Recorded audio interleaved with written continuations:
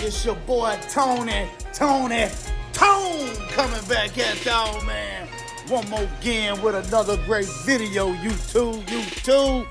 Another beautiful day. Y'all know what time it is, man. We out here in the garage. Finna get ready to get to it, man. I got a couple things gotta look at today. One thing we're gonna be looking at, main thing is the drivetrain on the 72 convertible Impala. Was making a little tick, look, click. I think the bolts are too long. That's holding the drive shaft to the differential. Once I get it jacked up, I'll show it to y'all. But another thing we're gonna be looking at is my back tire. All right, YouTube. So we'll be back in a minute. YouTube. It's your boy Tone coming back at y'all, man. One more again with another great video, YouTube. Man, y'all ain't gonna believe this, man. As you all know, man, we went for the first test drive in the 72 Convertible LS Swap car the other day. And man, I just heard something say, click, clunk. I'm like, man, what is that? You always, want to start off with a visual inspection. And man, y'all is not gonna believe this, man. Let me show y'all, man. Man, y'all see that? Look at that, man. I went for a test drive. The tires blowed up, but I went for a test drive on this. I didn't know that this was like this. It was down on the ground, and I didn't see any of this. So this is what I heard. And man, whew. So since then, I have changed the tire out. And so now we would ride a lot smoother. We don't got to worry about all that, man. But yeah, man, we got that squared away.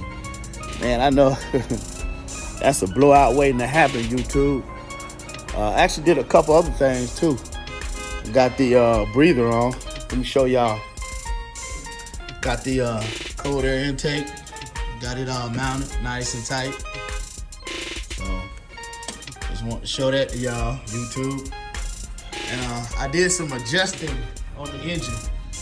I adjusted the idle air control, and I kind of bumped the air to fuel ratio down a little bit at idle, and I increased the time it takes the engine to come back to a normal idle when you mash it, when you give it gas at a part open throttle or wide open throttle, and it runs really good. So YouTube. This is what I think the drive shaft problem is these bolts are too long. These little bolts right here, they're hitting on this right here. When the car bouncing up and down and it goes in and out a little bit, it's knocking on this. So what we're gonna do is we're gonna take these bolts out. We're gonna get some shorter bolts. About a 1/4 inch shorter. That way, they got them 1/8 of an inch shorter. We'll get them there. That way we can put a nut on the back end of them. That's what we're gonna do. We're gonna start from there. We'll go from there, YouTube. We'll be back in a minute. Later. Alright, YouTube. Look what we got here, man. Just got back from the not auto parts store, but the hardware store, and we got some bolts that are a little shorter. Let me set up, let me show it to y'all real quick. See that? See how much different, shorter these bolts are? They're a little short, about a 1/4 inch shorter. And so, that should make a big difference. Hopefully that's what our problem is. And we get a good smooth ride. Only thing is they didn't have the grade 8 bolts. I like the strong stuff, so had to get grade 5 bolts because they didn't have the grade 8 in the length that I needed it.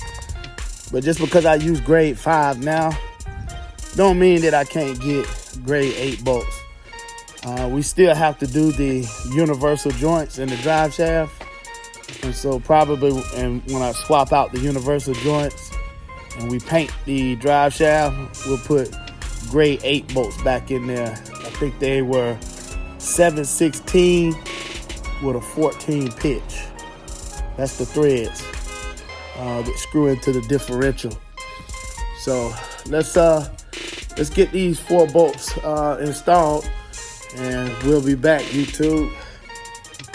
See you in a minute. Hi, YouTube. I know y'all can see the new bolts is not protruding past the differential now. So I think we're gonna be in good standing for a nice good ride. So they just barely exit. So we'll jack it down. We'll go for a spin. We'll see how it rides, YouTube. All right, we'll be back in a minute. Later. YouTube. Got those bolts installed and went for another test drive, but still got some vibration in it or something. It's in the drivetrain. So apparently we got some more troubleshooting to do. You know, it's just another little bump in the road that we got to get over, you know.